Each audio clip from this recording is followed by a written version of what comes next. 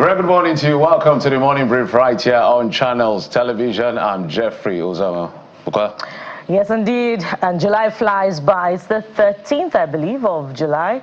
A beautiful Tuesday morning. Pardon me, the 14th of July. Welcome to your perfect morning starter right here on Channels Television. I am Bukola Koka. There's a lot we want to binge through, and we're going to be quite pacey this morning. But first off, let's talk to you about one story.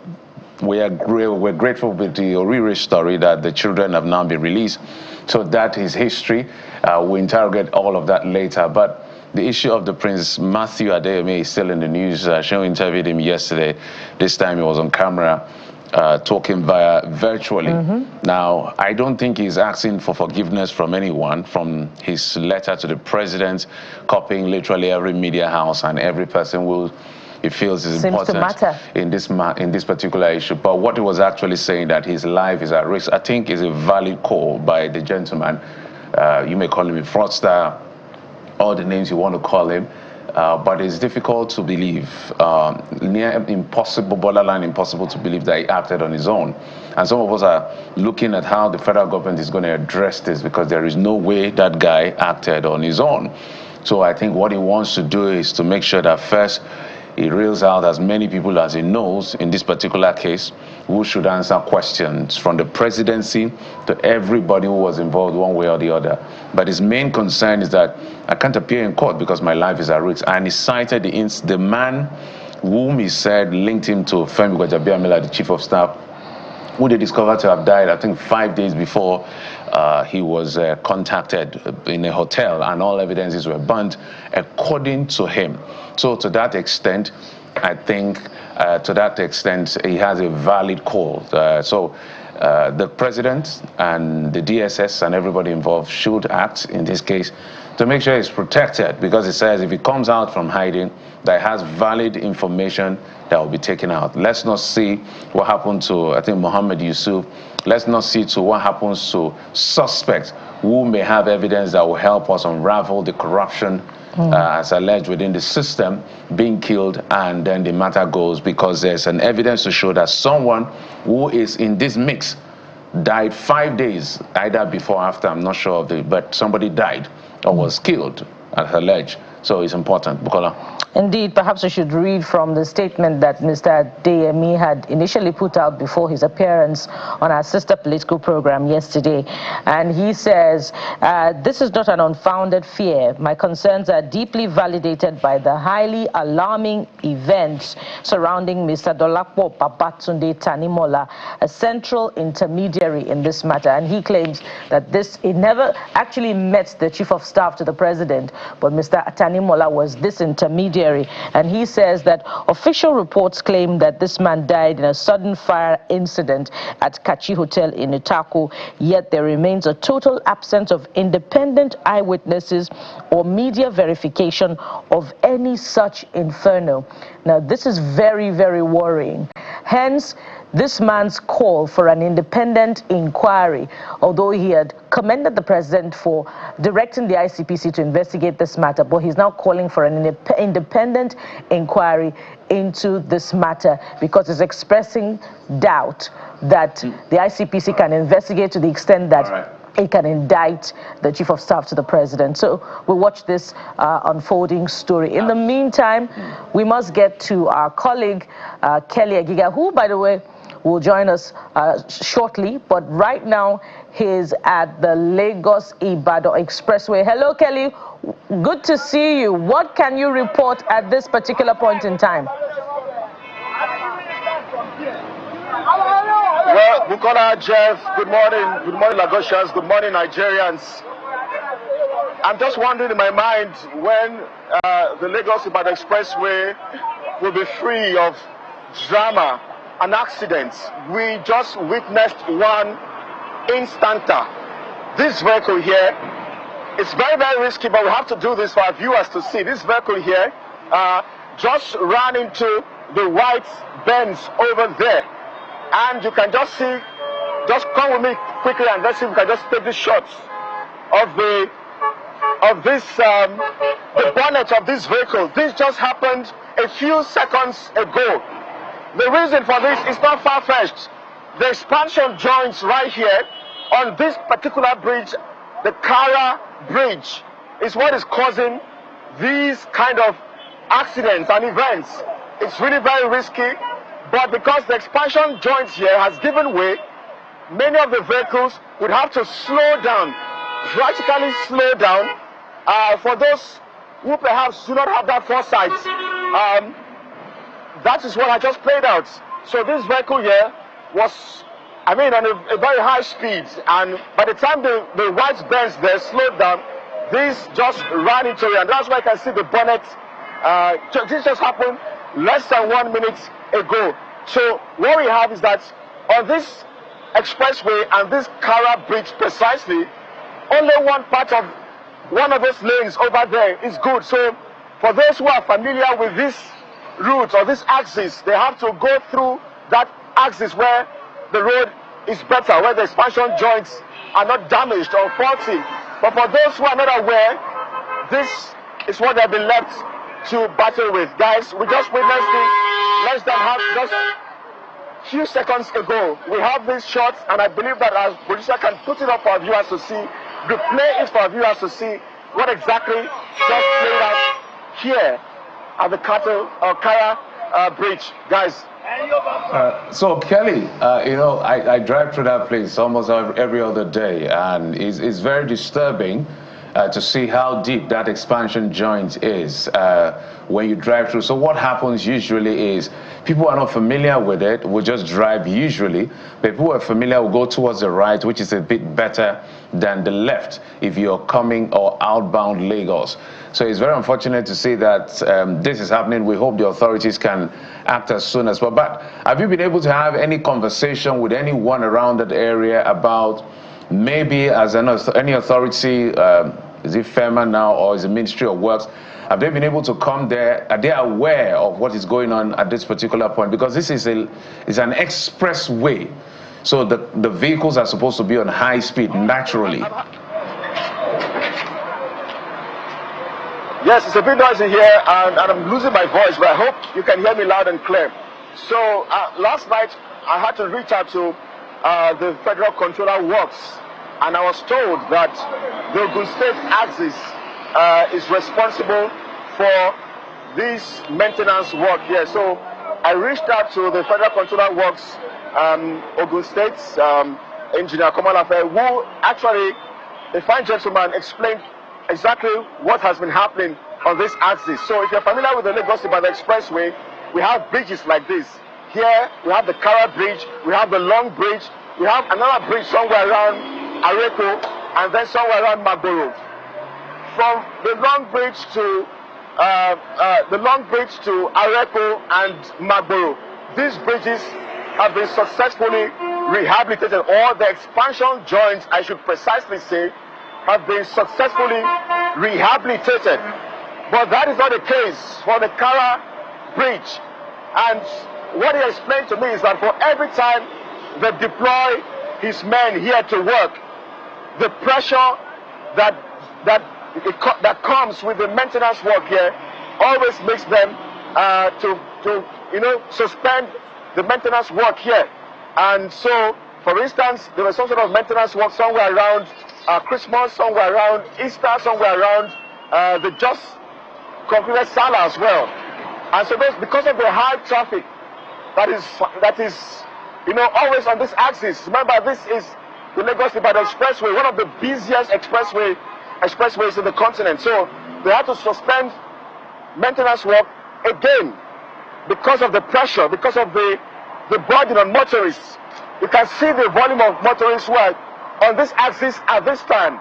In the next 1 hour, we are likely to experience traffic here as a result of this. Outbound Lagos, inbound Lagos as well. It's a familiar sight for motorists. So Kelly, what you're saying is that, if I get you correctly, that rehabilitation work had actually commenced on that particular portion of the Kara end of the Lagos-Ibadan Expressway, but it had to be suspended for one reason or the other. Yes. So the Controller Works Engineer Komalafe mentioned that on 4 occasions On 4 occasions, his men had been deployed down here to fix this infrastructure. But because of the pressure, because of the traffic, because of the congestion and gridlock that it caused, because for the Federal Ministry of Works to fix this road, they would have to, for instance, block this section. Maybe the 2 lanes, it's about maybe a 3-lane expressway, a 3 or 4 lane. But if they are going to do that maintenance work, they would have to close or block 2 lanes. And so motorists will be left with just 1 lane to ply this axis. So because of the impact, that was why it had to be suspended. So on 4 occasions, we have, on 4 occasions, he said they have had to suspend work. But guys, so much, when you look at this expressway, we have a big problem in terms of maintenance, in terms of vandalism. Take, for instance, look at this. These pavements here were supposed to help perhaps prevent accidents and all of that, but it's been vandalized. It's been vandalized. Also, if you come towards the median as well, just follow me quickly. If you come towards the median as well, take a look at this as well. You can see how damaged, vandalized as well, somewhere here. And then not to mention the death, the mess at the medians of the Lagos-Ibadan Expressway. I'm trying hard not to mess the breakfast of our viewers who may be watching us around the world, but we have to call the authorities to pay attention to this. So outbound Lagos, this is what you see. Inbound Lagos as well, if we can zoom to that as well. The expansion joint as well, inbound Lagos, somewhere in the middle of the road as well, is also giving way. Kelly, very important expose that you have done for us this morning. And based on this, we'll look forward to a conversation with the Federal Controller of Works on the state of that particular portion, expansion joint on Lagos-Ibadan Expressway. And just to add that, as you approach the Long Bridge from the Wawa and inbound Lagos as well, there are 2 expansion joints that are gradually giving way and may become worse, particularly at this time during the rains. But Kelly, very quickly, before you now begin your journey back to the studio, talk to us about the drivers involved in that accident that has just occurred. Do you have any information on their well-being, particularly the one driving the black SUV that had a bad, what do you call it now, bonnet, during the accident? Yes. Yeah. Well, Bukola, both drivers have left the scene almost immediately. In terms of their state of health, they are safe. At least we could see that the driver, the one who drove the black SUV, had to come out to go challenge the person in front of him who was with the white Benz. But both of them look okay to me. In fact, as a matter of fact, I can see that the black SUV is about being towed now. If you can zoom to that, that's over there is where we can. I think that's the vehicle there. It's being towed. It's about to be towed now by those who try to ensure that there's free flow of traffic on the Lagos-Ibadan Expressway. So they are safe, they are fine. That we can confirm. But I'm not sure we can confirm that or say that about what will play right here in the coming hours.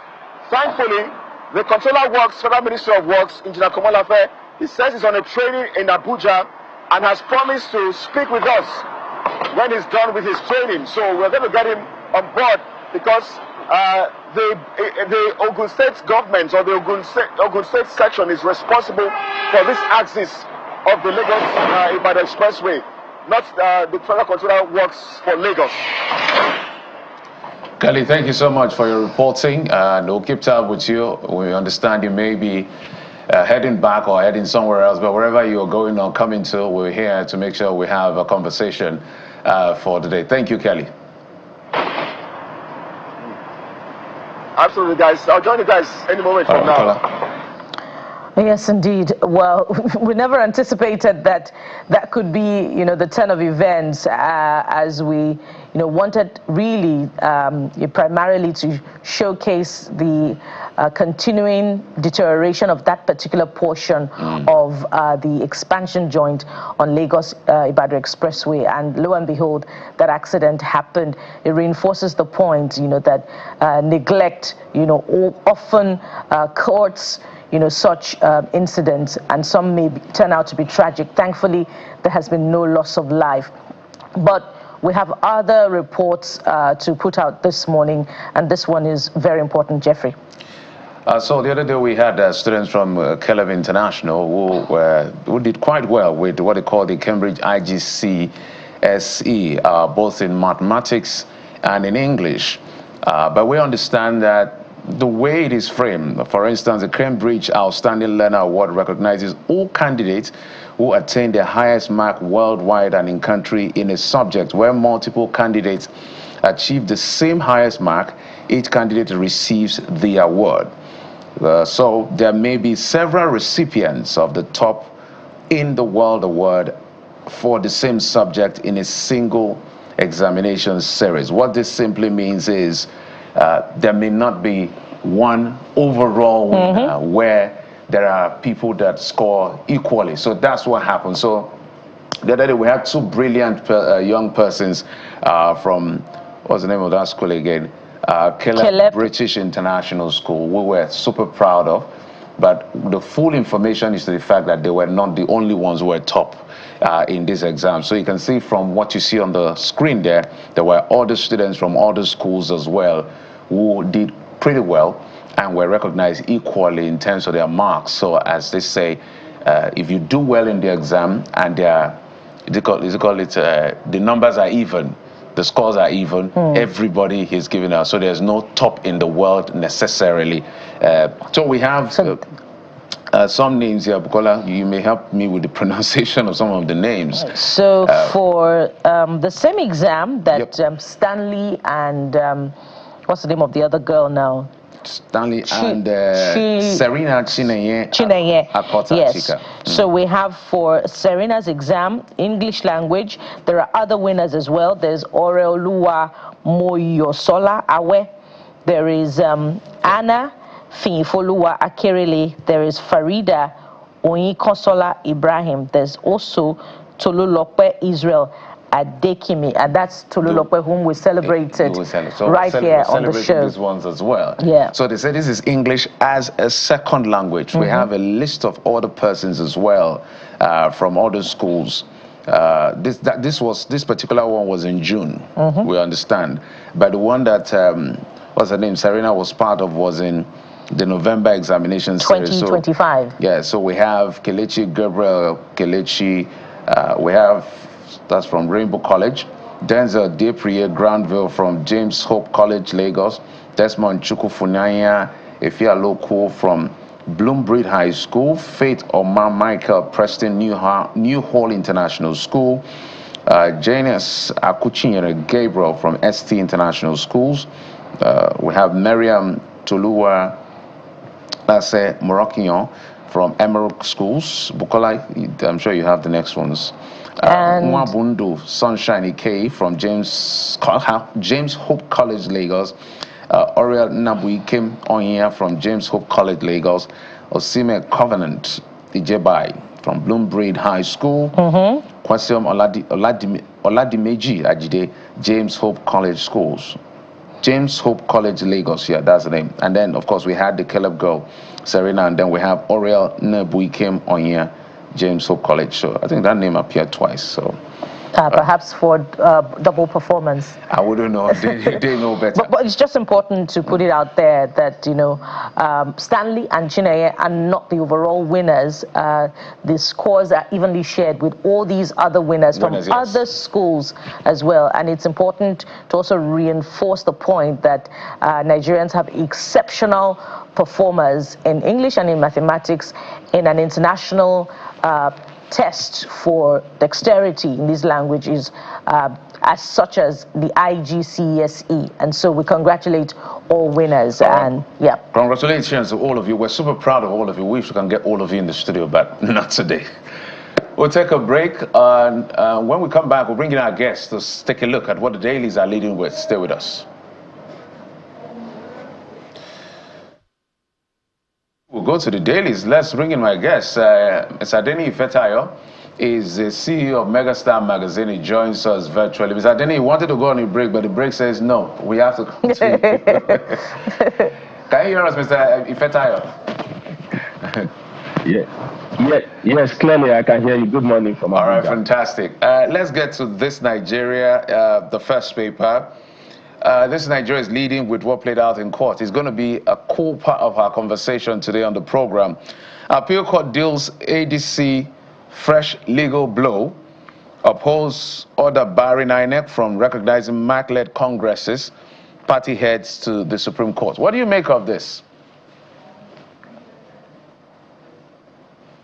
Yes, in as much there are some cases or litigation that are more of internal democracy, resulting from the parties submitting name, recognizing who is the chairman of this party or that party. It is a big one for ADC and as they head to Supreme Court. But I also want INEC to be more independent and put into consideration what is going on, because ADC is among, if not the second or the third biggest party, as it were, or in quote. INEC has an inter-party advisory council who had earlier advised them that, okay, look, move the deadline from July 11 to 14 so that some of these parties can put their house in order. But now there are court cases, there are legal battles, which are dealt a blow to ADC, and which I think they should also prevail on INEC to also create or make a window where all those things, legal battle can be put in place, because we're still going to see that coming before the 2027 election, there have been a cases of substituting candidates, this is the candidate we want and all of that. So it's just a big blow to ADC, and of course they should put their house in order if they want to make any outing. And please, our judiciary, they should look at some things, because like the judgment says it's 2-1, who are saying no, you shouldn't have appointed caretaker at the state level to conduct congresses. But whatever it is, it's like the more you look, the less you see. But they should just allow all the stakeholders, they should just allow democracy to thrive, and especially the opposition, they should put their act together if they want to make an impact in this coming election. Well, let's head to the Vanguard now. Vanguard newspaper covers one of the biggest stories from Monday evening, and that's the handover of the Oriire 44 to Governor Seyi Makinde of Oyo State. Take a look at this. Children were beaten, teachers chained. Alamu, that's the principal. And there are some riders here that, cover the event. Says we were forced to trek through forest at night. She recounts their ordeal. They ate cocoyam, noodles, drank from a waterfall for 56 days. Victim's relative. Initial operation that led to, security agent death. Sources, victims hidden inside a cave close to waterfall. And to cap it all, Makinde seeks UN probe into abduction. I'm sure your weekend was a different kind of Thanksgiving weekend, particularly in church, like other Nigerians who celebrated the release of the Oriire. How are you, taking in subsequent events after their release, Mr. Ifetayo? My own, yes, even as much as the governor is calling on UN to investigate, I think is the reorientation of those children or those who were released, both the teachers and the pupils, who are released is very important to me, because how are you going to integrate them back into the society, having gone through that horrific situation that they never planned for? They are just seeking to be educated, in Nigeria. So I was even discussing with a friend of mine, what is government doing? Because they've never mentioned that, or maybe I've not seen it, that these children, I think for me, is the time that the government can take them over, absorb them, if it's possible, oversee, maybe within the continent of Africa, let them have a new life, because having gone through such experience, it can become a trauma. It can become something that define, how they see life entirely. And don't let us forget. I remember also in this country where some repentant militants, when they are terrorizing the Niger Delta, they were retrained abroad. They are, those that they want to give skill and all of that. If they can do that, I think these children, they deserve a better life. That has been a conversation for me. And of course, what can we do, so that this situation will not repeat itself? Those are the two things for me. Not, yes, of course, and like the teacher or the principal was recounting what they went through is very horrific. And I think, how are they going to reorientate these children? How are they going to give them a better life, so that the nightmare will not become what they have gone through, will not define them in the future? Well said there, but there's more for us to weigh in on, particularly as they relate to stories at the heart of national conversation. Speaking of which, as we head to the Guardian newspaper this morning, it also trails the way we began with the newspaper review from this Nigeria, and this time around the Guardian is looking at it from INEC's perspective. Opposition candidates in turmoil as INEC nomination window closes. That's beside another round of litigation, that seems to be working against the interests of the ADC. But there's also this part of, the nomination closing. But I believe there's also, a contention over this particular nomination that is being determined by the court. I wonder how you're weighing in on this, and how it would all, determine the full participation of political parties in the 2027 elections, depending on how the final decision of the court on this particular statutory powers of INEC is determined.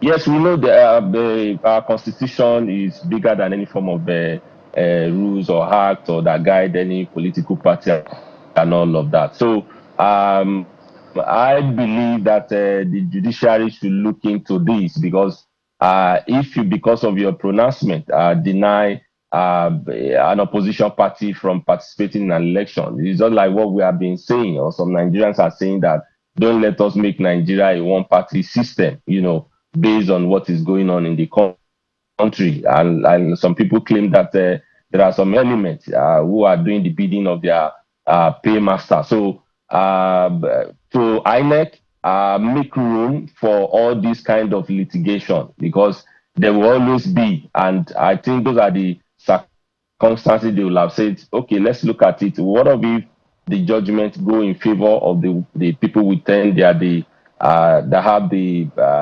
right or the authority to submit the candidate list? Or what if we go against? What are the scenarios to make sure that opposition, they fully participated in the coming election?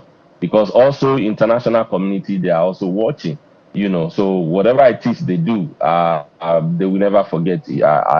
I'm sure we all remember what happened in 1993. Even some of us who were young then, that where we had the most fairest and fairest election in this country, and a political actor, decided to nullify it or annul it, as it were. We are still talking about it. So, like a Yoruba we say, a king that rules and people rejoice, they will never forget. And the other one that rules because he's in position of authority or power to decide the fate of the people, and the people suffered, and they will also never forget. So whatever decision they want to make, both from the INEC and the judiciary, they should look at the interests of the people, that all opposition parties, they are fully participated and allowed to, exercise their franchise in the forthcoming election. Indeed, and it's also instructive what you had said earlier about the need for opposition parties to also put their house in order, such that ultimatums and timelines do not impact on their participation negatively. Perhaps we cannot say that enough. But let's head to the Abuja Inquirer this morning. And the Abuja Inquirer focuses on national security for its big story, something that we cannot seem to talk enough about. And here's how it tells this one. Inside FCT battle against criminals, kidnappers. And there are some very compelling insights here. Alleged arms route to kidnappers uncovered. 560 suspects arrested in raids by security agencies. Residents demand more action. Now, are you worried about these numbers? It appears as if, the more victories that are recorded in the fight against insurgency, there seems to be just as many more security concerns that emerge. 560 suspects arrested in raids. Mr. Ifeta, what are your thoughts on this? Yes, for me, security is the primary concern of any serious government. And of course, in Abuja, which is our pointer, which is our what I call our brand city, because it is whatever that happens in Abuja also affects the rest of the state. So I will say that they need to put, it's not just a number of those people who are arrested, but I want to see that these people are being tried, these people are being convicted if truly they participated in aiding and abetting any form of criminality or kidnapping. And as well, let me just take a word back from what we discussed, the Oriire children that were released. How are they, the abductor, the kidnapper, those behind it? Were there any arrests? Are they being tried? What are the things government doing about it? These are the things that they should put in the faces of Nigeria, that this is what we are doing. And of course, I believe FCT should be more guided, protected, just like every part of Nigeria. So if residents are showing concern and because of what they feel that they are not safe, I'm not sure that is good, a good thing for Nigeria. But they should do more, put more men in place, and assure these residents, the citizens, that yes, not just only FCT that are well secure, but other parts of Nigeria. Very well said, Mr. Adeni Ifetayo, and a fine place to anchor the newspaper review segment. And thank you very much for coming on the program. We look forward to your participation next time. Thank you. It's my pleasure to join. Mr. Adeni Ifetayo is a public affairs analyst and, of course, MD Megastar Magazine.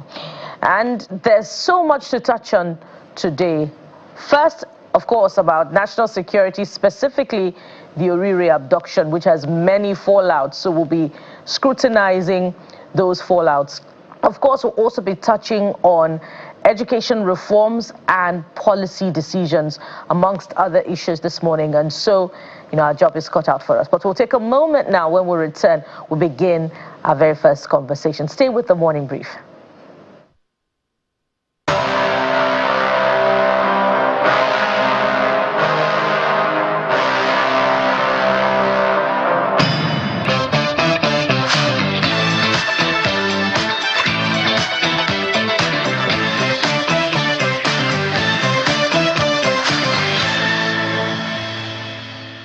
The children are back, the teachers are back, but not all the teachers came back. God rest their souls, the ones that passed.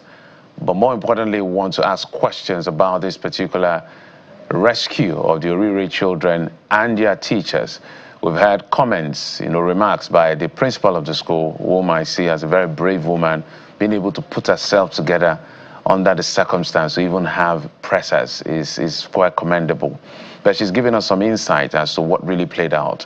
And I'm sure there's a lot she can tell us a lot more later. But for now, I'm sure they just want to let her rest because the traumatic experience, you don't want to imagine it. But let's bring in someone who has played a key role in Nigeria's security at different points in time, former Commissioner of Police in Lagos State, and also former Special Advisor to the Oyo State Governor on Security, CP Fatai Osheni.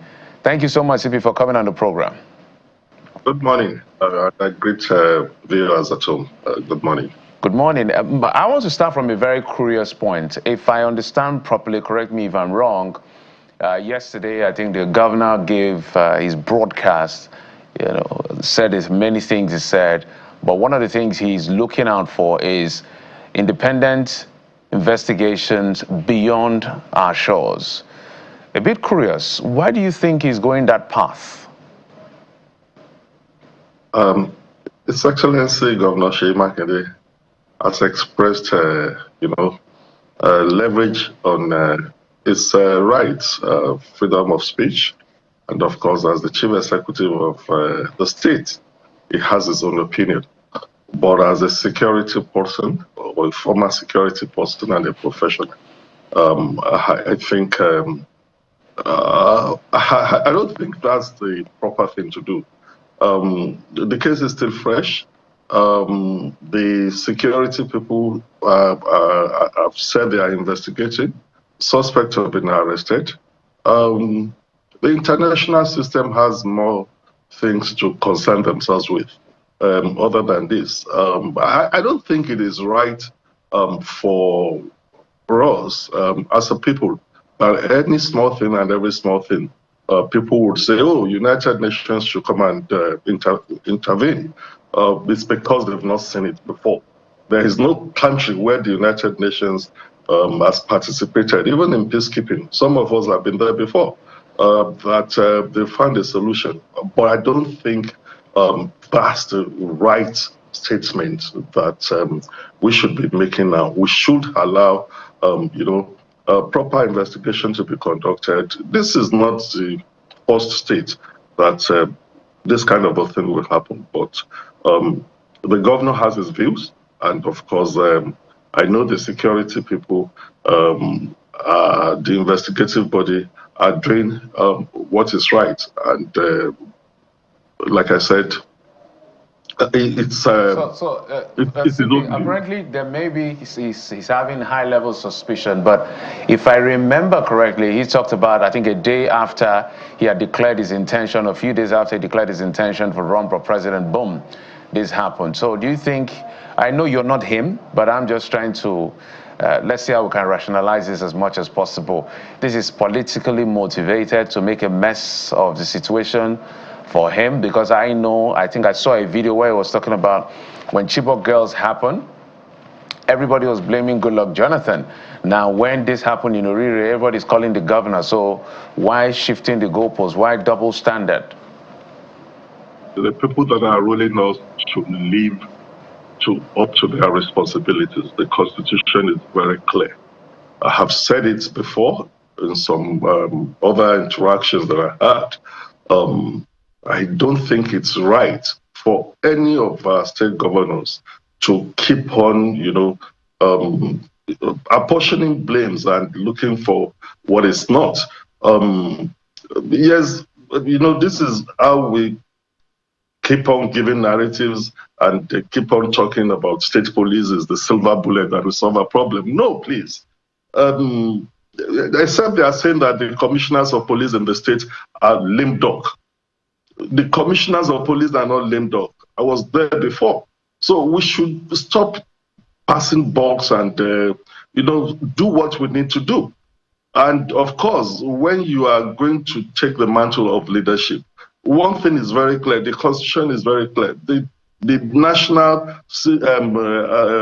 apparatus has its own responsibilities. The subnational have their own responsibilities. So we should live up to the responsibilities under the Constitution and stop looking for excuses. In all these things, were there signs that we could have things like this or not?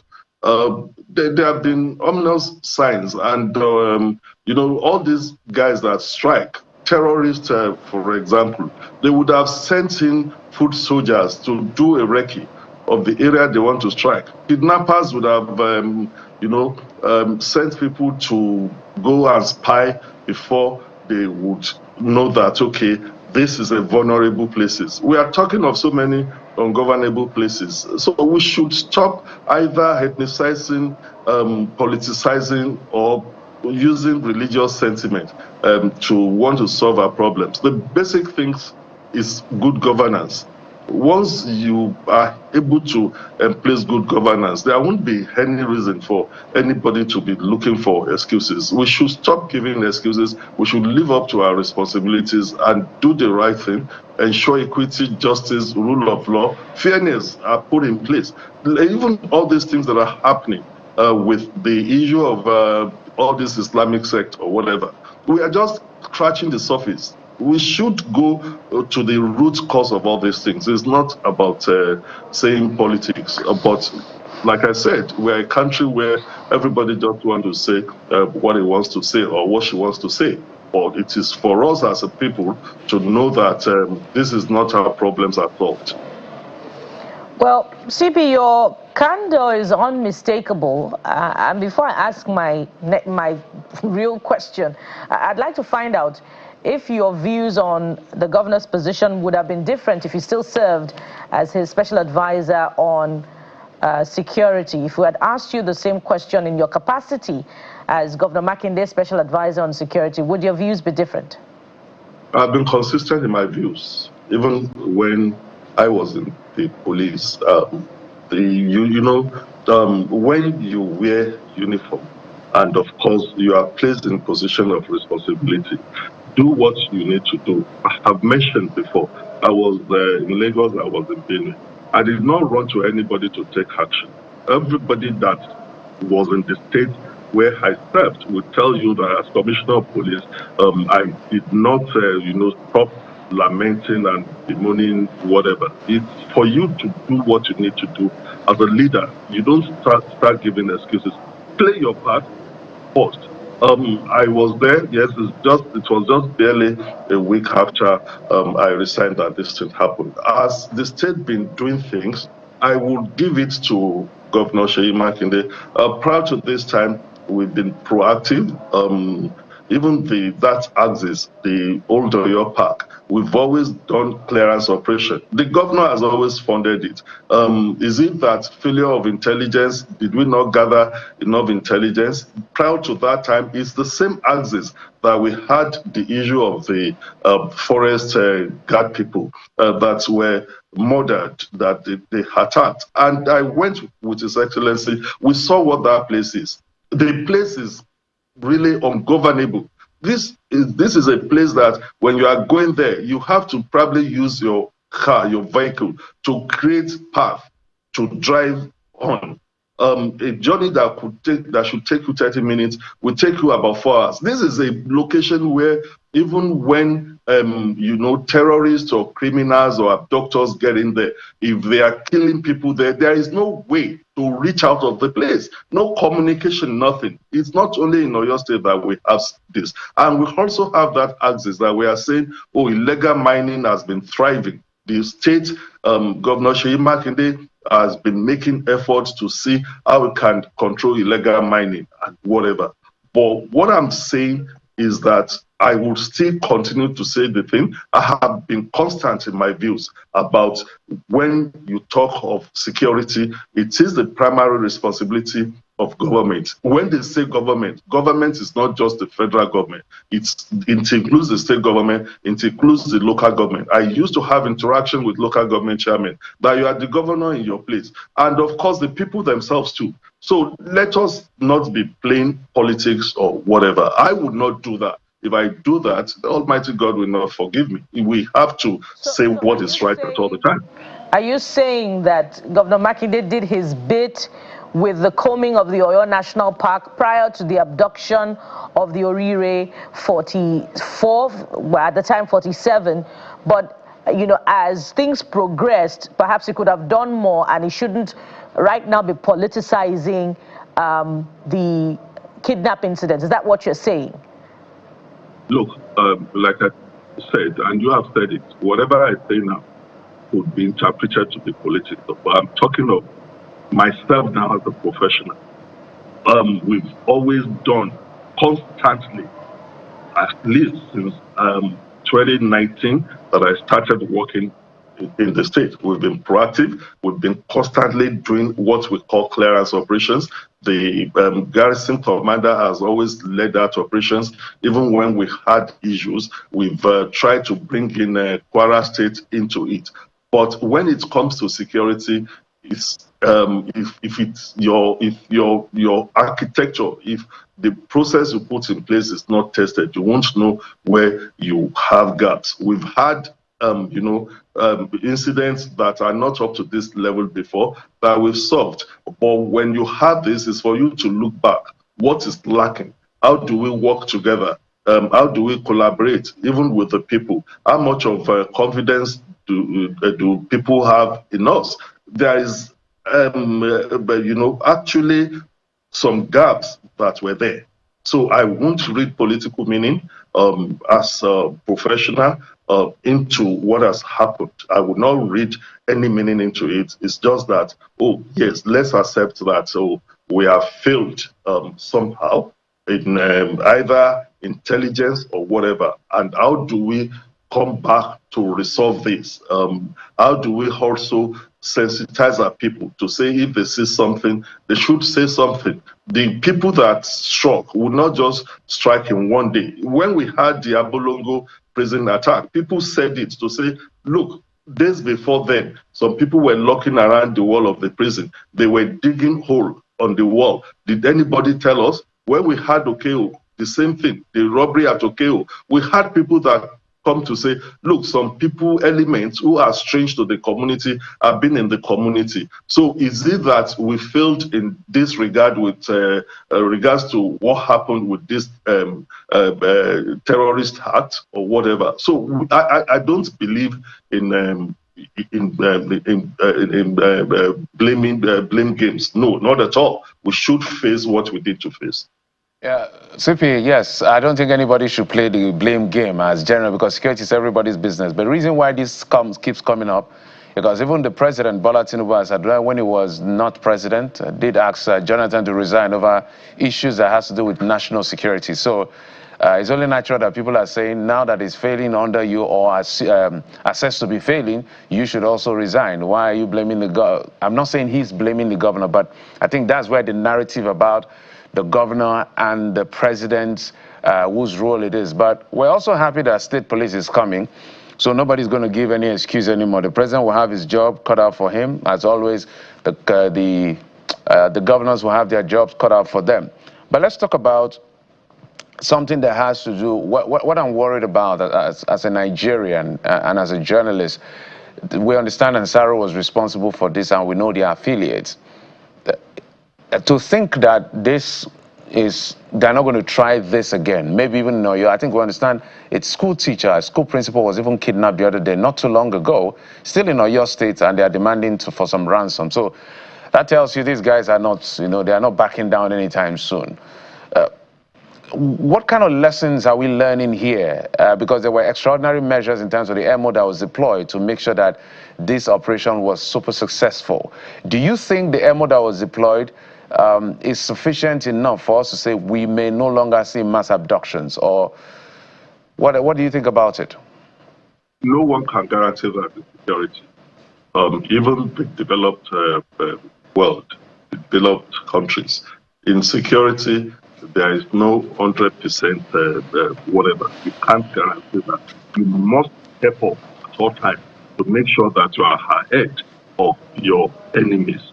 What matters most is what lessons are you able to learn. The thing are not the situation, the terrain are not the same thing.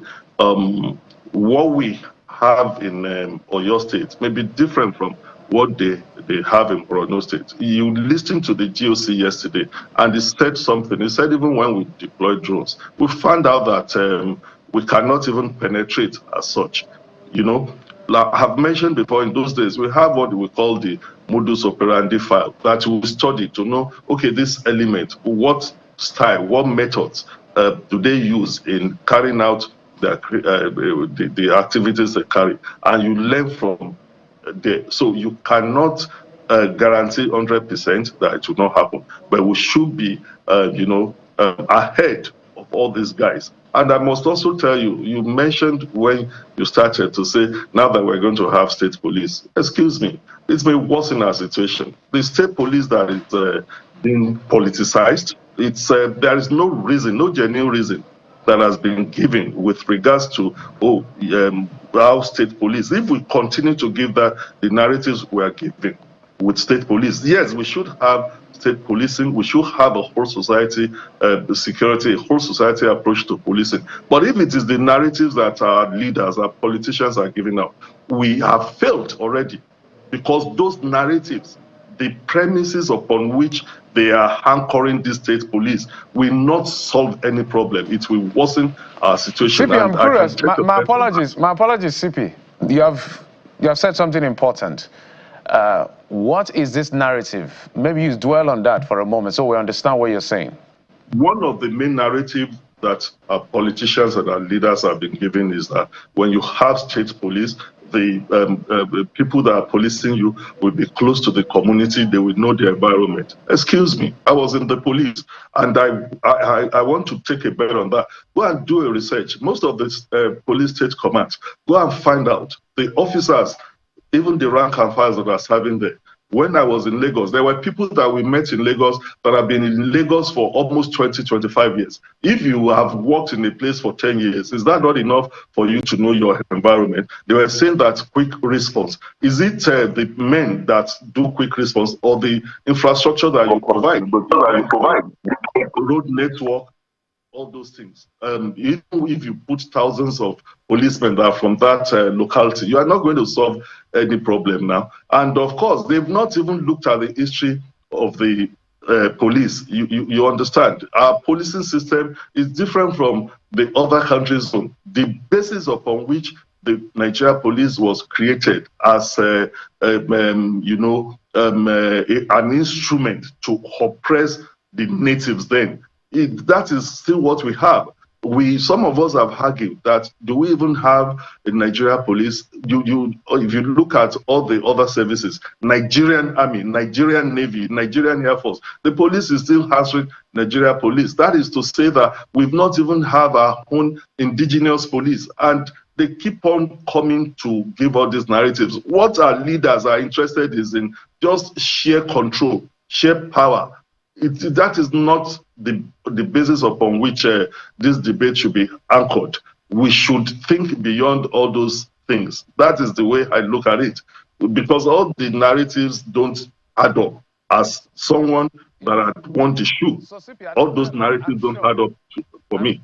I'm sure at your level, CP, you would have seen at least I've seen parts of the House of Reps document in terms of the amendment to the Constitution. I've also seen the full from the Senate, read a couple of it, which is the one that is particularly important to all of us. And then there's supposed to be a harmonization to the state houses of assembly. They put all these, guardrails for the excesses you've complained about. Whether those guardrails will work in terms of implementation, we are yet to see. And it's very unfortunate that such piece of legislation that wants to amend our ground norm is not subjected to public hearing. I don't know whether that's not the procedure that is required, but parliamentary procedure at this level for this kind of legislation should have some input from the public. Some people in the public haven't even seen a copy of what is called the state police, and it's a shame. But where I'm going to with all of this is, what would you propose besides state police? A whole society approach. The first thing that people will mention that in the United States of America has about 2,000 police and law enforcement institutions, such that in Channels TV as an entity, and I will tell you that our Constitution and the Police Act has envisaged that, such that in Channels TV, your whole premises, you have your security unit. That your security unit will be integrated into the security architecture of the state, of Lagos State or FCT or wherever you are. So if you have a University of Lagos, the security department there would also be like a police formation that will be properly integrated into the system. So what we are doing now is just scratching the surface. We are not really looking. You must go back. Institutional memory. How did we get there? Have we resolved what made us to get there, which we've not resolved? You are also talking of a federal system. In some of those countries, there are what they call centripetal force and centrifugal force that brought them together. What is our own? Is it centripetal? Is it centrifugal? So you cannot place something on nothing. You cannot put a building on a wrong foundation. We are putting this issue on a wrong foundation. So I would propose, let us sit down and adopt a whole society approach such that even the vigilantes, like I used to flaunt that in Oyo State, we introduce what we call integrated security architecture, where we say handshake with the state actors and the non-state actors. And when you are doing all this, you must also bridge the gap in trust between the people and the government. So this is what is required. It's not just thinking that state police is a silver bullet. I disagree. Yes, we should have it, but we should go further than that. You should also talk of good governance. The Universal Declaration of the Human Rights in its article define what good governance is. Are we doing that? If you don't do that, public good for providing public good for the general public, are we doing that? We should go back and look at all these things. Rule of law is sacrosanct. Equity, fairness, justice. We should also look at even all these things that are happening. Another election cycle is coming. People are recruiting thugs for campaign and whatever. After the election, these are the thugs that they've harmed, that they've given weapons to, that you will not now compensate very well, that your opponents will go and hijack to attack you. These are issues that Nigerians must resolve to. I believe that most of our people, or some of the people that are ruling us, they are just fooling us. They are insincere, and they don't care about what the public says. And that is why they are going about this. Someone has said, we don't have leaders, we have dealers in this country. And that is the issue for me. Well, interesting thoughts coming from a former police commissioner. So, as a quick follow-up, what would you say is wrong with the current system, or what can be done to reinforce the current system? You've mentioned good governance, you've mentioned the vigilante, even the current police force. What can be done to improve their capacity and their wherewithal? It is all out there. There have been so many committees that are set up for reform of the police. Some of them, at least I know two of them, white papers were written. Have we implemented them? No, we have not implemented them. One of the major ones is the Damadani report, the late Paris Osayande 2 report. We have all these in the archive. Nobody is looking at them to see, how do we, improve our training. I can tell you that for some years now, some of the capacity building programs, training of officers that should be done at that college in jobs, they've not done it for some time. What is the quality of the people that we are recruiting? There are the police regulation makes clear provision for that. Who can even sit down and tell us now to say this is what it takes to keep an average policeman in order for him to be able to perform? I have said this before. As of the early 80s when I joined the police, it wasn't like this. The police had all the wherewithal, which is no more available. You don't see police rank and file going with rifles on the road to go to their beats. They will use the police Land Rover or the police lorry to go and drop them. And you keep on proliferating security agencies without, looking at, okay, what is wrong? We don't have any standard. Even when vehicles are provided, who is fueling them? Is the poor policeman that will go and take out of his salary to fuel police vehicle. what is the level of harmony, what is the welfare system. You can see how we are trying to resolve the issue of retired police officers going about on the street of Abuja demonstrating. These are people that you frustrated while in service. You are still frustrating them when they're out of service, and you want performance. Nowhere is that done. When you are giving salary to people in some other climes, you will look at the job specification. You will do evaluation of job in order for you to determine how you pay people. But you have a system where the people that are carrying gun has no voice. They don't know, because they cannot even talk together and come up to say this is their plight. Have we resolved all this? Even when we are recruiting, do we recruit enough such that it's like the police is the merchandise at this period, and you are putting another structure to come and mess it up the more?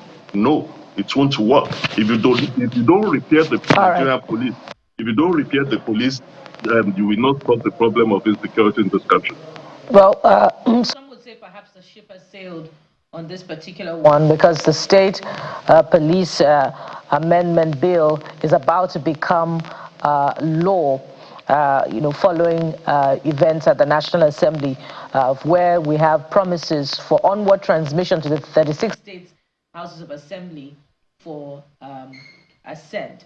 But there's something also very demanding of our scrutiny amid the Oriire rescue, which I would like you to weigh in on, especially as we're talking about lessons derivable from that experience. I'd like you to tie it to the Ekiti, 40-something, the ones rescued in Ileje-Meje local government area, against the backdrop of others that are yet to be rescued. Some would say the Ekiti, had no state intervention, that the community members had to raise ransom, that was paid to ensure their release. And the Kwara kidnap victims, some of them are still in captivity. By the way, they were kidnapped since February. So what was different with that of Oyo?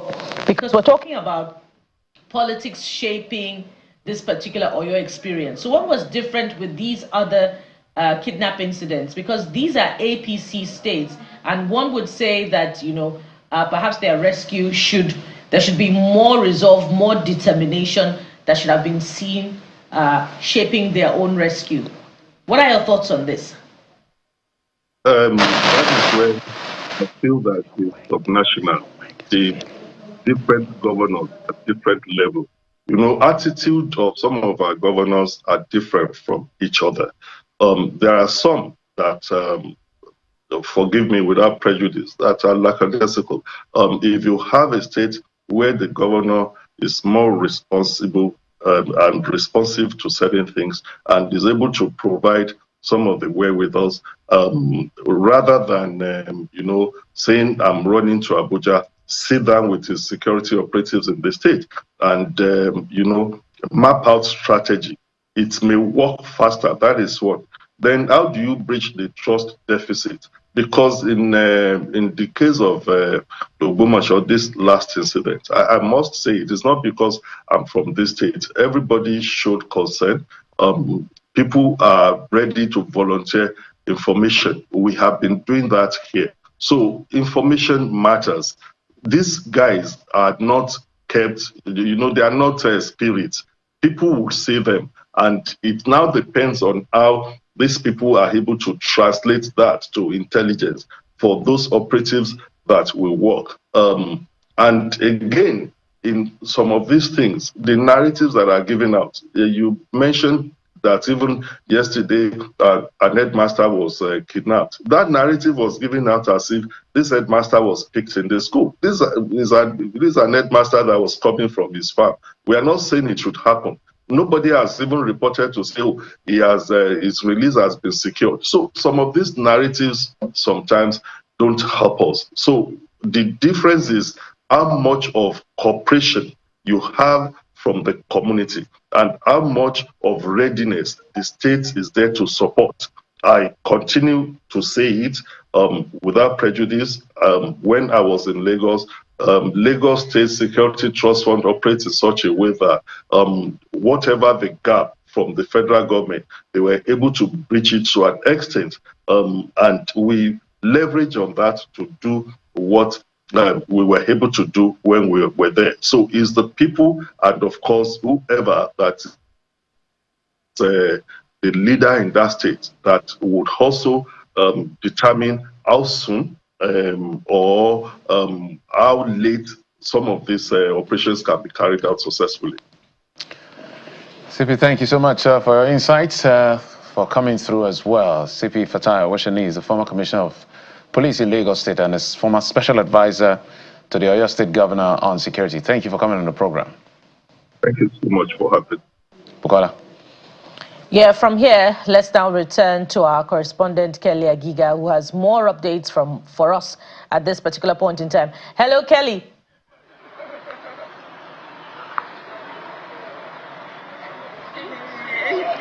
Kelly, can you hear me? All right. Yes, go ahead, Kelly.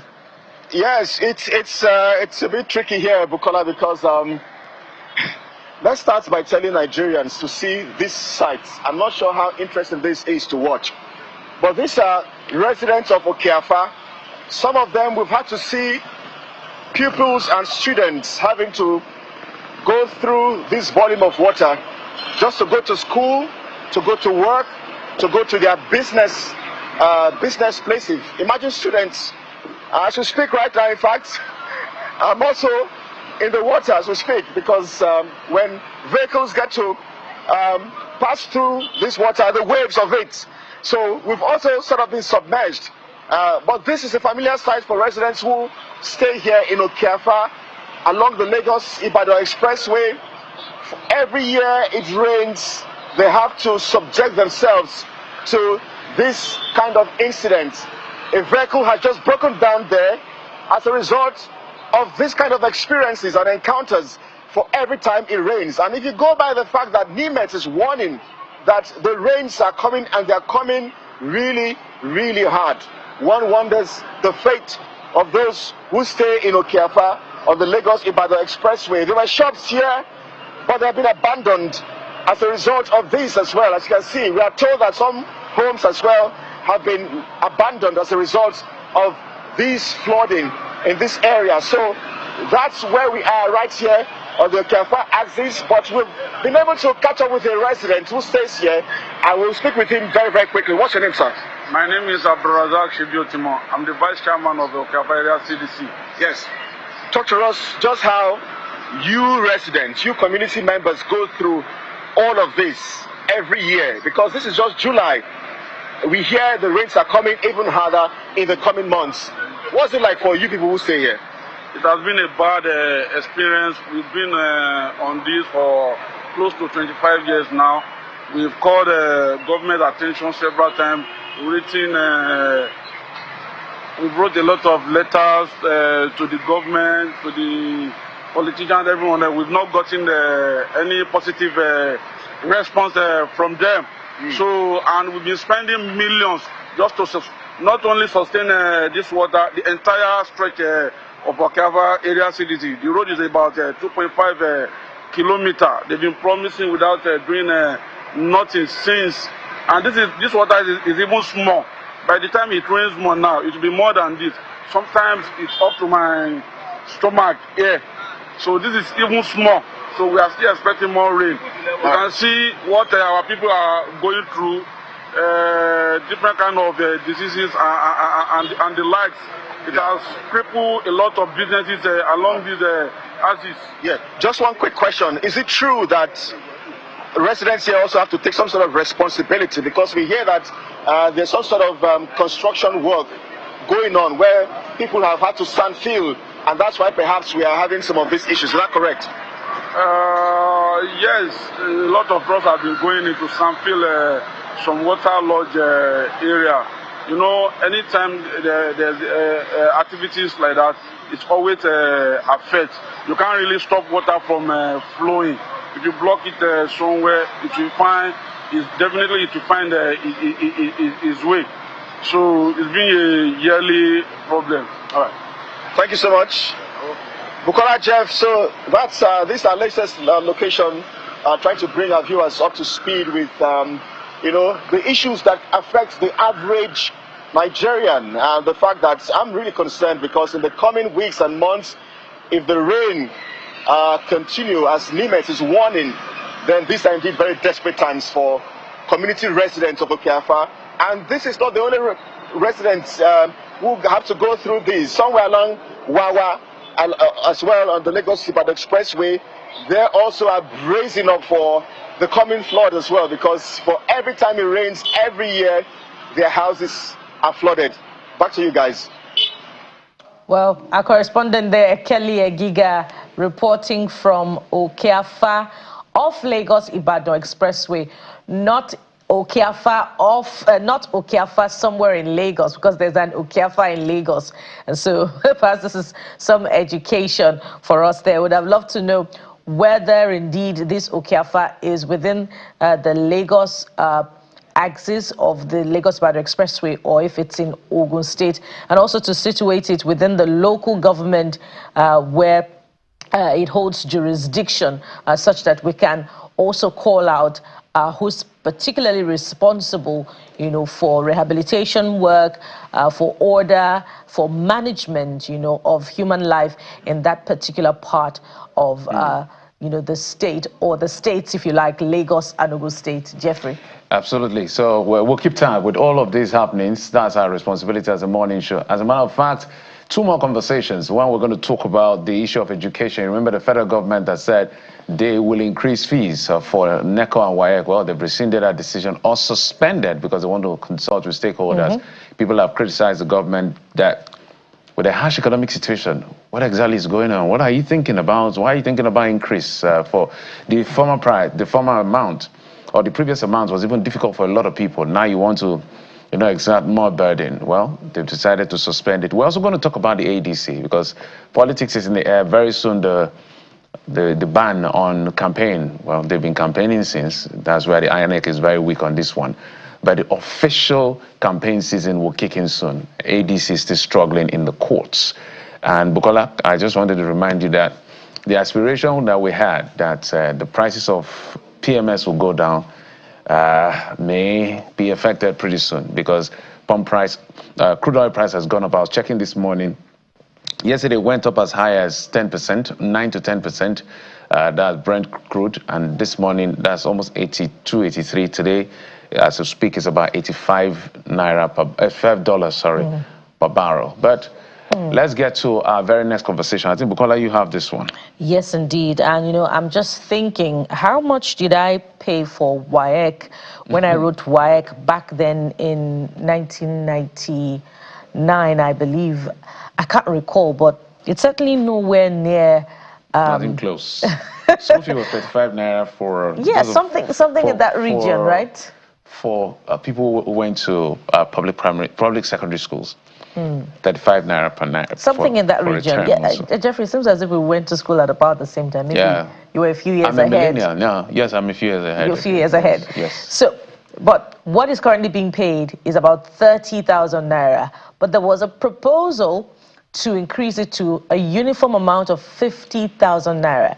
So, as it is currently, with the reforms of the federal government impacting on many aspects of national life, particularly the purchasing power of Nigerians, how many parents can indeed afford 50,000 naira WAEC fees? Don't forget that the national minimum wage is currently 70,000 naira. So let's have this conversation amid other education policy decisions that have come through from the federal government in the last year or so. And so joining us this morning for this conversation is Mr. Felix Agbesonwa, Chairman, Academic Staff Union of Secondary Schools, Nigeria, Ogun State Chapter, is also the National Public Relations Officer of that association. He joins us virtually on the program this morning. Mr. Agbesonwa, good morning, sir. Welcome to the Morning Brief.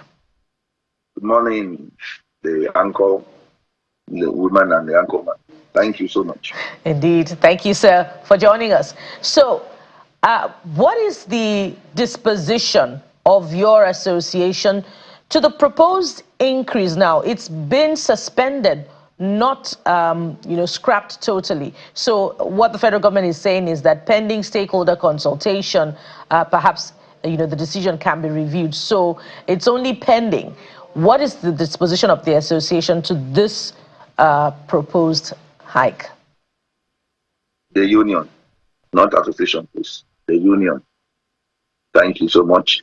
Let me first commend the federal government for suspending the proposed increase in WAEC and NECO examination fees. As a union and as a stakeholder, I think what ought to be done at the initial stage was what the federal government now did at the last stage. There should have been a wider consultation among stakeholders, teachers' body unions, and other relevant stakeholders on the field. Suspension doesn't mean they have cancelled it.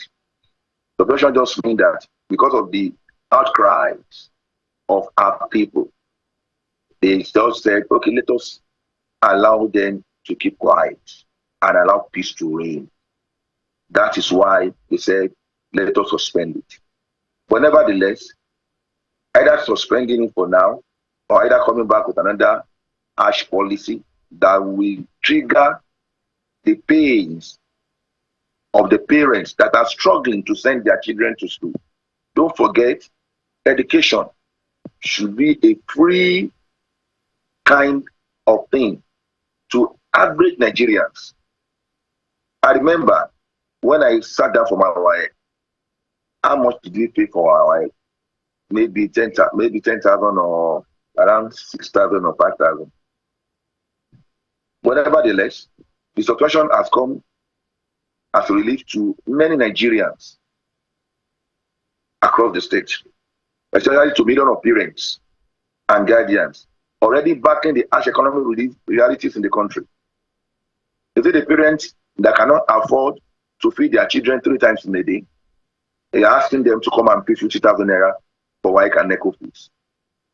So all these things. Let's just expand it further, just without trying to butt so much into your thoughts. If you can hear me, sir.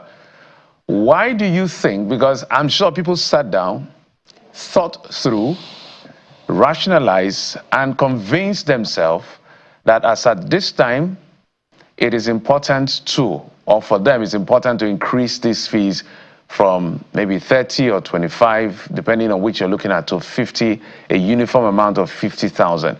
What do you think there was, because trying to just play the devil's advocate, what do you think was going through their mind in making that decision? Is it that the NECO and WAEC is a revenue generating exam, or it helps them to, fulfill certain kinds of obligation? I'm trying to think through, because I'm not in the sector, you are in the sector. What do you think is going on?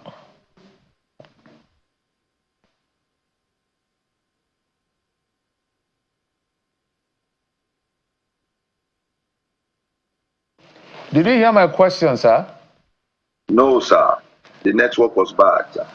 Oh, boy. Okay. Can you hear me now? But I heard the first part. Can you hear me better now? So I'll just paraphrase.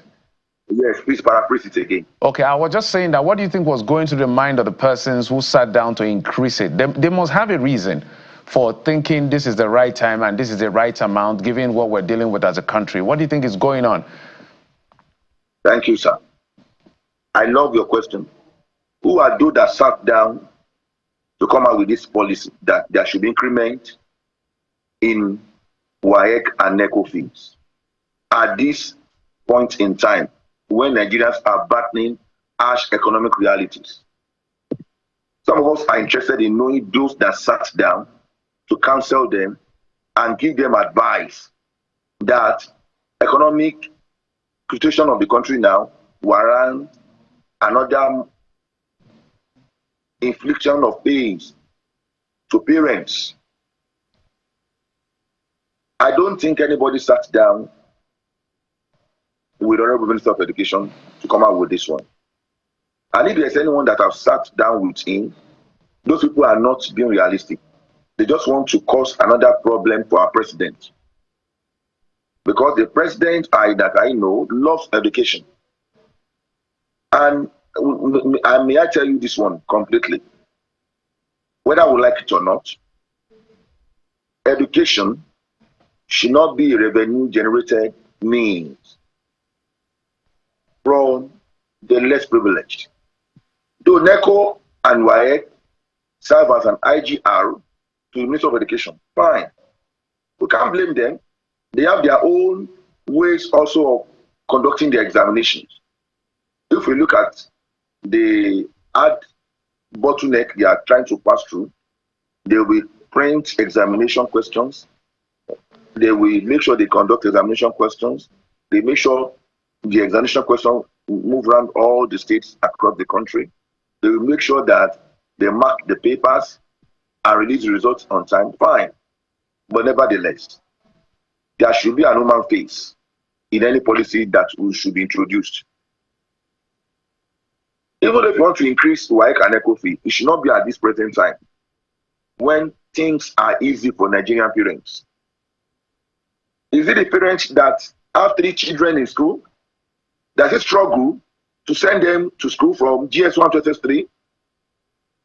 Is it a parent that doesn't even have means to give their children what to eat when they are going to school? These are things that we should consider when we are formulating policies and when we are coming out with policies. So when you said some people must have sat down, I wonder who might have sat down to advise our brilliant and erudite Minister of Education that at this point in time, he should come out with the policy of increment of WAEC and ECO fees. That means you are telling us that the brilliant and intelligent students in our schools will not be opportune to sit down for the examination again. Do you know that we have some brilliant students in our schools that they are indigent students? They don't have any means to sponsor themselves. Some of us, we have made it as a project in our personal capacity to sponsor some students at every year. Because some of us were in that line before God took us up and God made us to be what we are today. We have some indigent students that are brilliant, but they don't have means to write the examination. No, but if this policy comes... Mr. Besoa, yes. Some would say that public secondary education and in fact primary education in a lot of the states in the country are, free, subsidized to a very large extent. Well, except in Lagos, where you find in some schools parents pay for a number of many other things, so it's just partially free. But in a number of states of the Federation, secondary education is hugely subsidized, and perhaps WAEC and NECO fees are a one-off that doesn't come to parents as a surprise. They have had a whole 6 years to prepare for that particular payment, and so an increase should not be something so difficult to achieve. What are your thoughts on this particular argument? Thank you so much. Education is free, no problem. But nevertheless, even in Freetown, not everything are free. As a stakeholder, some of us are against state government paying the school fee, the examination fee for the final year students, because some students are taking it for granted. Some students are taken for granted. They thought that nobody will scold me if I fail or if I pass. And you said so parents should have prepared for 6 years before they get to SS3. Fine. The mentality in the parents, I put myself as a parent.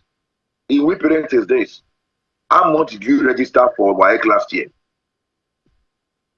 Last year WAEC was 25,000 naira. Gradually, it increased to 35,000 naira. Now, you are bringing it up sharply to 50,000 naira. That means you are telling us that we want our brilliant students to be cut off from the schools. I agree with you that the education is free. Yes, nearly all Southwest states are making education to be free, including my state, Ogun State. But nevertheless, when it comes to examination payment, let the parent responsible for the payment of their children and their wards, so that the children also can know that they have to be serious in what they're doing. And that doesn't give room for Ministry of Education, coordinated by erudite scholar and brilliant scholar, Honorable Minister of Education, Dr. Lausa, to allow anyone to advise him wrongly, to inflict pains on the poor parents, poor Nigerian parents that are still struggling to send their children to school. And finally, on your question, you asked preparation for payment of WAEC. They would have prepared. There is a set mind. If I have four children in secondary school, my first one is in SS3 now. My other one was SS3 last year.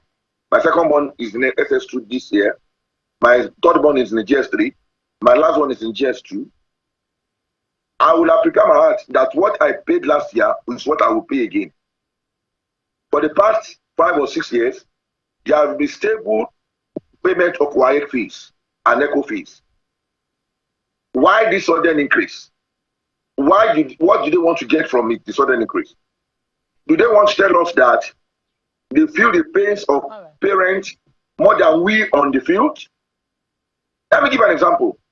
In some schools, nearly half of SS3 students, most of them, they are from parents that are still struggling and hustling to feed themselves, talk less of their children. Now, those parents, they have the mind that when they get to SS3, definitely there will be succor that will come to them. The succor will be that what they are prepared for, they will pay it for SS3.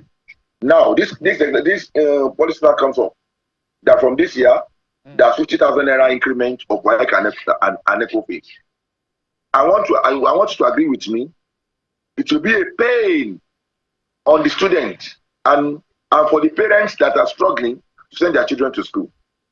Don't forget, most of us that are somebody today, who were once in that stage before faith took us up and brought us to limelight.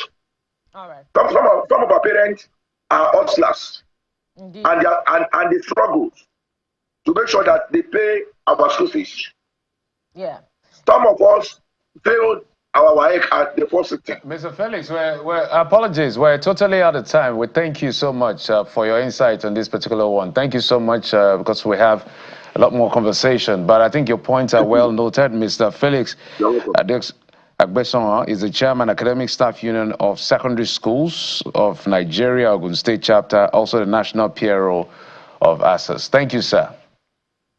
You're welcome, sir.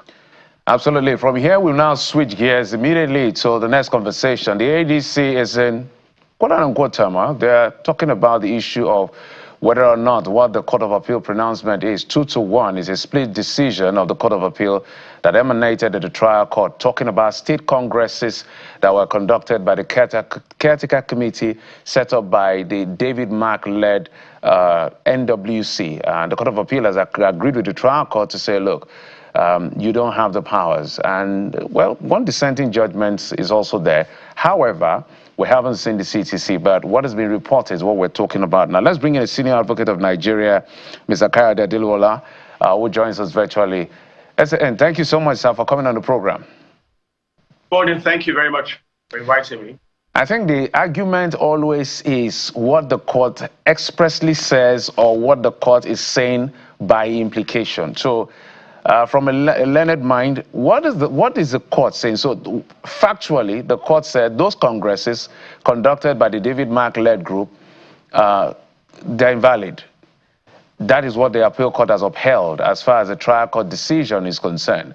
But the members of the party are saying there is nothing in that judgment that says they, as NDC leadership led by David Mark, have now been nullified by the decision of court. So where do we stand as far as the David Mark leadership is concerned based on this decision of the court? Well, for David Mark, the question has always been whether the they were properly constituted as the leadership of ADC. And also, don't forget also one of the things the court had to consider was whether or not the caretaker committees in the respective states would have been set up by David Mark, and whether they could have conducted the primaries in those states. Now, one thing was bear in mind that every political party has a constitution, and the constitution of a political party is an important and live document of that political party. It's an important document to submit when the party is going to be registered with INEC. Therefore, no political party can, of its own volition, decide to flout those orders or those sections or the guidelines or the provisions of their own constitution. Now, what has happened is that David Mark led ADC has said that, well, we have constituted a body, but what we find is that in that decision of the Court of Appeal, the minority decision I will speak on right now says that what has happened in ADC was an internal issue, and therefore was not even something that the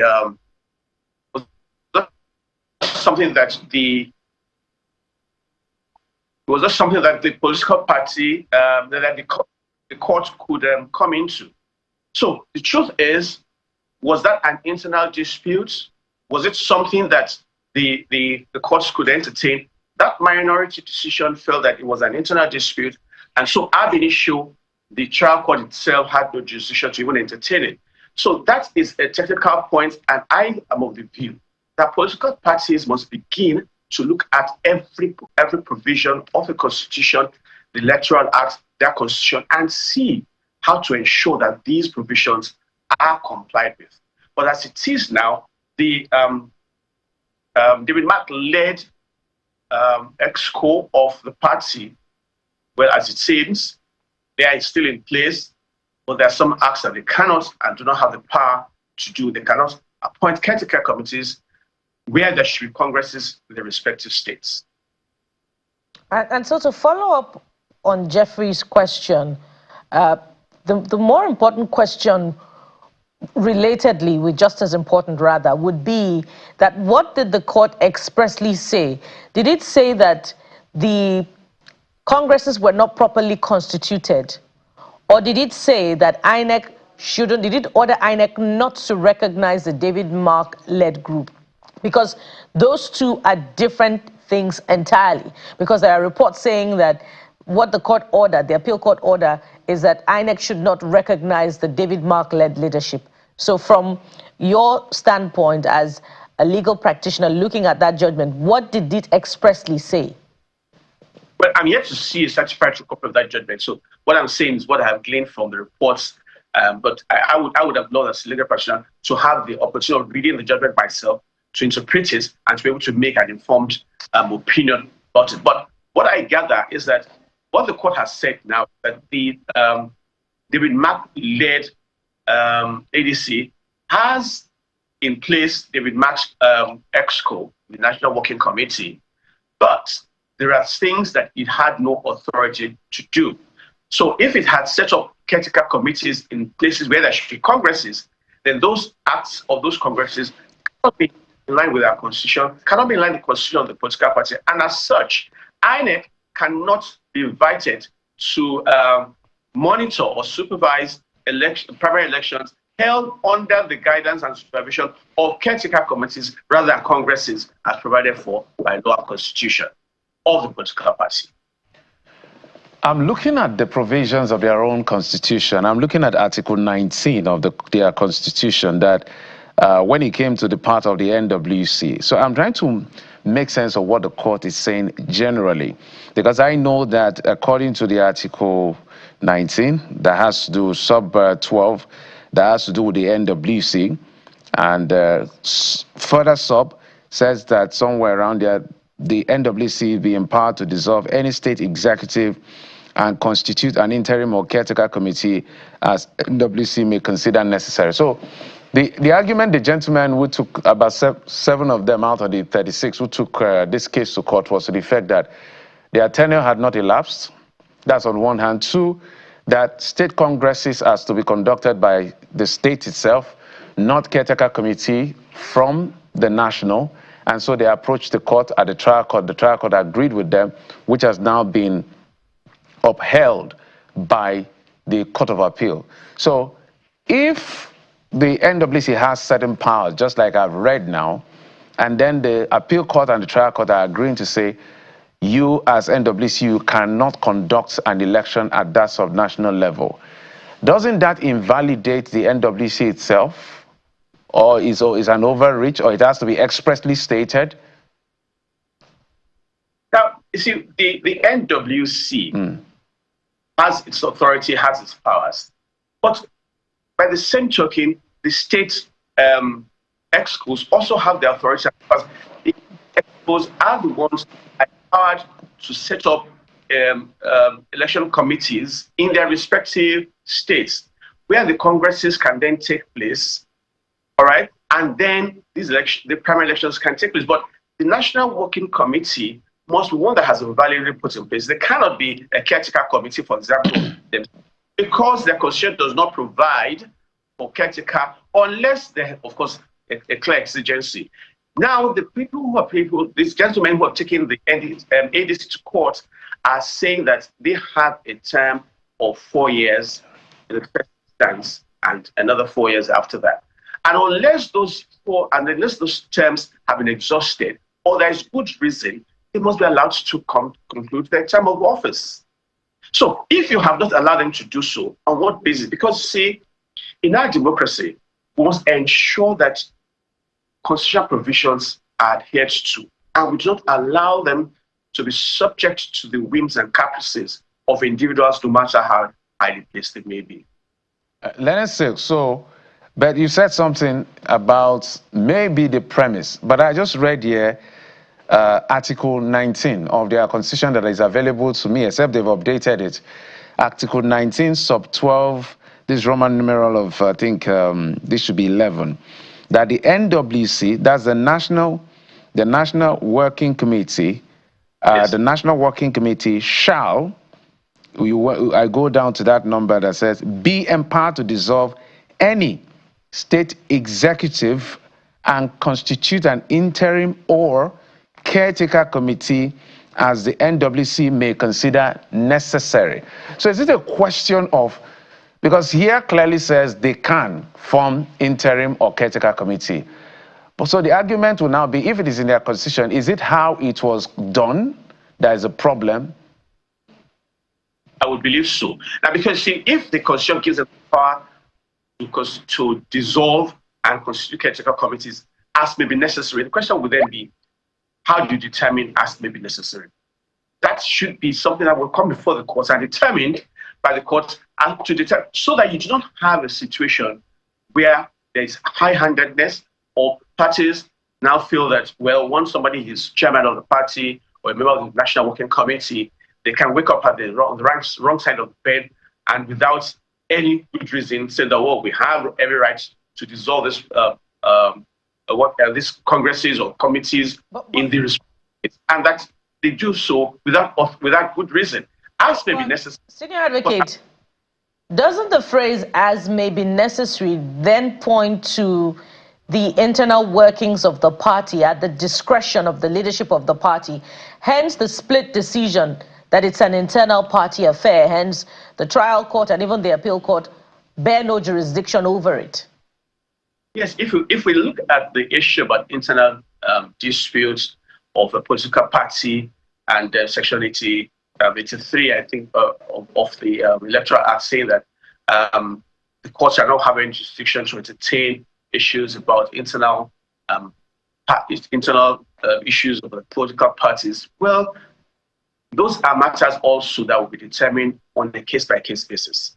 If, for example, in an internal situation of a party, a man who wins the primaries is set aside, that's barely an internal wrangling it will be a breach of democratic principles and the Constitution. However, if what you're saying is that determining whether you can dissolve a board or an exco committee in a state as may be necessary is an internal, but then it would mean that we are, without realizing it, giving such draconian powers to the National Working Committee, who can determine we don't like these people at this electoral committee or Congress or the exco of the state, and we're going to dissolve them.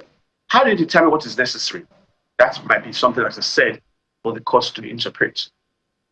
But let's then relate it with, another political party, a certain individual who had an even more valid case in line with what the Electoral Act stipulates about the exceptions where, disputes have to do with exclusion or a nomination process. I believe Dagogo, who headed to court, but the court threw out his case.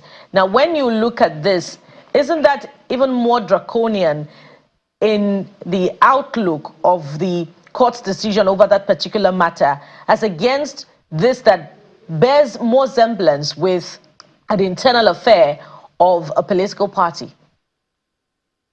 Well, for me as a legal practitioner, one thing we have learned is that courts decide cases based upon how these cases are presented before them, what the arguments for and against are before them.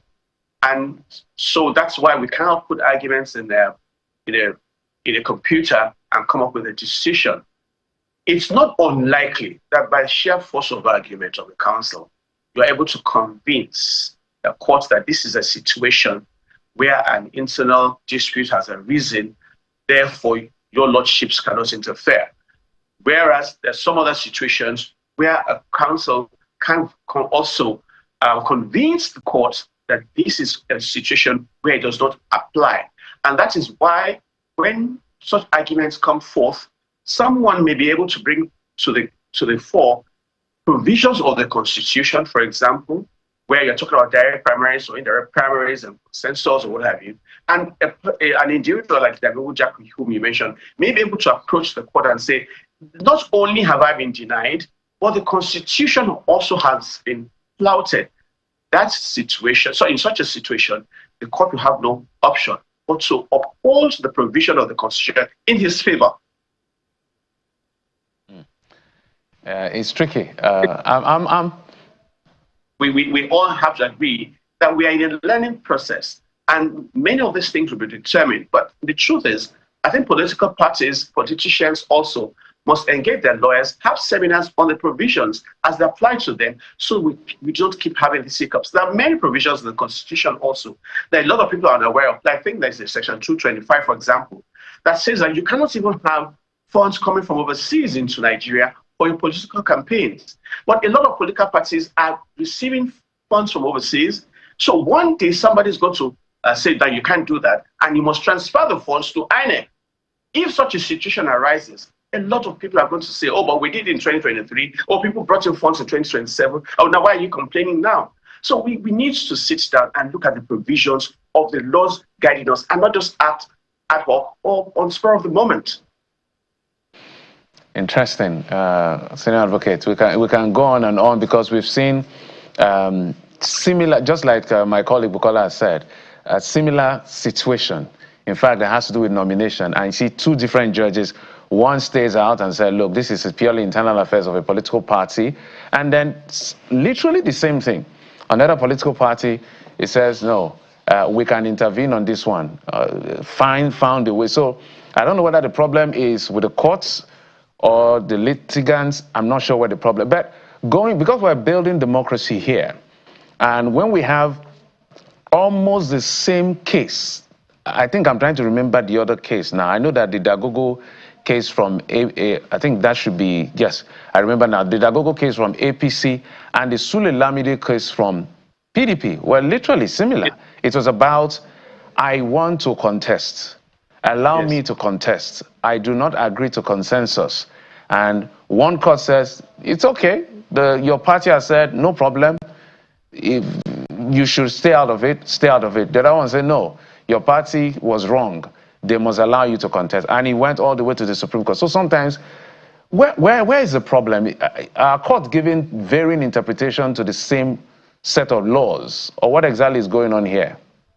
I think some of the provisions in our laws are not robust enough to take care of situations that we can anticipate. I think, for example, if you're talking about political parties and internal wranglings and what have you, I think there should be subsections, subparagraphs, so that we take into account things that we can anticipate and see how we can see if some of them are sui generis, and say, for example, that, well, if you're talking about consensus or you're talking about direct primaries, it is clear that we already have provisions concerning them. But how do you determine, for example, in some institution of consensus, where all aspirants must agree that we want to have a consensus? But if we don't have that, then one person, even out of 5, should have the right to approach a court, and the court shouldn't simply say, look, your political party has reported to us that they have taken a decision that it's going to be consensus,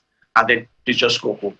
So we need to have, but as I said, we're in the process, and with time, a culture will emerge, and we shall all know without even looking at the provisions of the law, so to speak, to determine what really and truly should be and what should obtain.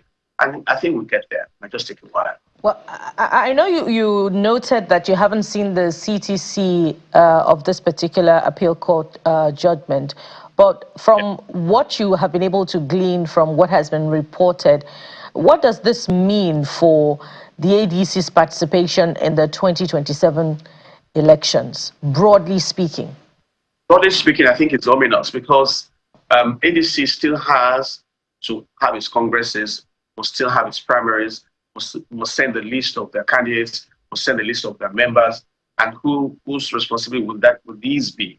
They must ensure also it's the deadline, which is I think 150 days before the elections take place. Now, this is not only about ADC.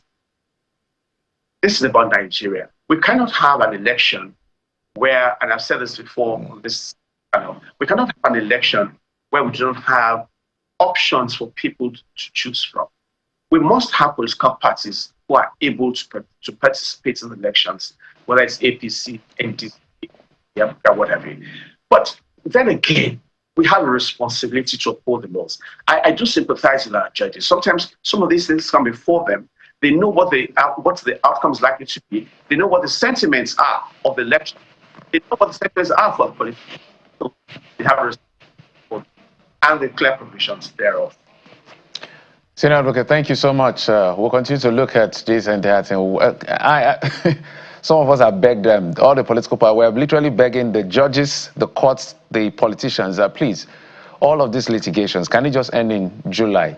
So we face real issues from August when we're getting close to campaign season. So we can ask the kind of questions we want to ask.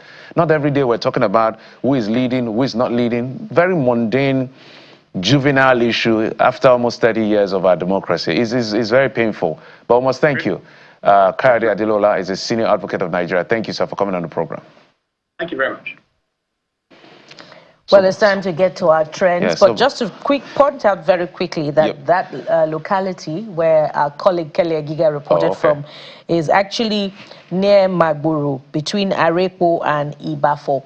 Those are areas off Lagos-Ibadan Expressway and is under Obafemi Owode local government area. And so it's a call to the Ogun State government to do something very urgently about that particular bad portion of the road in Okiafa, in that area, to ease, commuting for residents in that area. All right, let's see how many we can take in terms of some of the things we've been seeing on trends. And the first will be Governor Seyi Makinde calling on the international community for some sort of independent investigation. Maybe we'll take a listen to maybe 30 seconds of what he said. Chapter. It marks the beginning of another responsibility, our collective responsibility to establish the truth. The circumstances surrounding this incident are sufficiently grave and unusual to warrant independent scrutiny beyond our domestic institutions. I therefore, with a full sense of responsibility as the Executive Governor of Oyo State, call on the appropriate international human rights and accountability mechanisms, including those within the United Nations system, to closely examine the facts surrounding this abduction and the circumstances of its resolution. Such scrutiny is not intended to undermine our institutions. Rather, it is intended to reinforce public confidence that the truth will be established and that every person found to bear responsibility, regardless of office, influence, or affiliation, will be held accountable. I feel that if the governor has something expressly to say, he has to say it. If he knows something, let him say it. To a large extent, it's a vote of no confidence on our local authorities to be able to do the job they are meant to do. Well, he has his reason for saying it, whether it's political or is genuinely suspicious of something that he feels that if it's left in the hands of the investigations within the local system, national system, it's not going to yield any result because there will be cover-up. So to that extent, what may give mileage to what he's trying to say may be some express pronouncement of what he thinks he knows. I know security, for instance, is not everything you can say in public, but if there is something that the public can manage in terms of information dissemination, I think it's time to say it. And, you know, right after the release of the Oriire 44, the governor had hinted that, you know, this happened less than 24 hours after he made a declaration of his presidential ambition. So, Jeffrey, I'm on all fours with you that it does look like he's hinting at something, but hasn't quite let it out completely. And it goes to support the point about, you know, how politicians should speak up if indeed they have, you know, additional information about the security situation of the country. And it does a great disservice to Nigerians who are at the mercy of kidnappers and bandits, you know, for politicians to say, you know, this is politics and it will end after the elections. And then there is no resolution. Nigerians are continually in danger. And so if there's more, we call on the Oyo State Governor to speak up expressly. But there's more as far as your talking points are concerned this morning. I will return to the Oriire, but this time around, let's get to Lagos. Lekki, to be precise, in Lagos Marina and Akpogbo. There you have it. You have aerial images of the impact of the flooding in Lekki Marina and Akpogbo areas of Lagos. I do not envy commuters and I'm happy I don't have any business around workers who are headed towards this area right now. I wish the drone had, because I'm sure this is an amateur camera, but I wish you can have a broader, wider aerial shot of what these people have to go through. So you can see the cars are properly parked. It's not as if they're indiscriminately parked. They're properly aligned, but nature's wrath found its way into those vehicles and may have to even cover or close to cover some of those vehicles. But this is the reality Lagosians have to deal with. And the question we always continue to ask the Lagos State government, led by Governor Sanwo-Olu, and the Commissioner for Environment, Tokunbo Wahab, who has been here graciously to respond to some of the questions, is just something that can be done to minimize, even not maybe totally take this out entirely, eradicate this, but minimal control. This looks like a little river that people have to deal with. Every time it floods, it gets very disturbing for people on the island. Bukola. And you know, NIMET's advisory on the flooding has been consistent for this year in particular. And so this is not catching us unawares. This has been predicted ahead of time. There had been an early warning system put in place.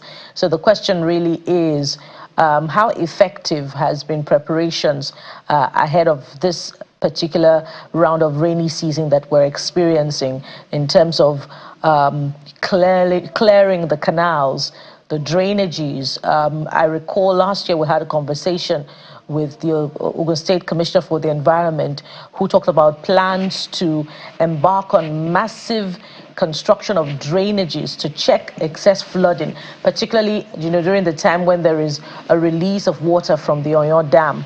But has that been done? If we came back home to Lagos, we have refuse, situated dropped indiscriminately in medians along major routes in Lagos. And so that inevitably contributes to the flooding that has been experienced in Lagos, besides all other factors like Lagos being a coastal city. Well, that's it on the program. Thank you so much, as always, for your time and company. Sunrise Daily is up at the top of the hour. I'm Jeffrey Uzonga. Bye-bye. We're back again tomorrow for the midweek edition. Thank you for watching. I am Bukola Koka. Bye for now.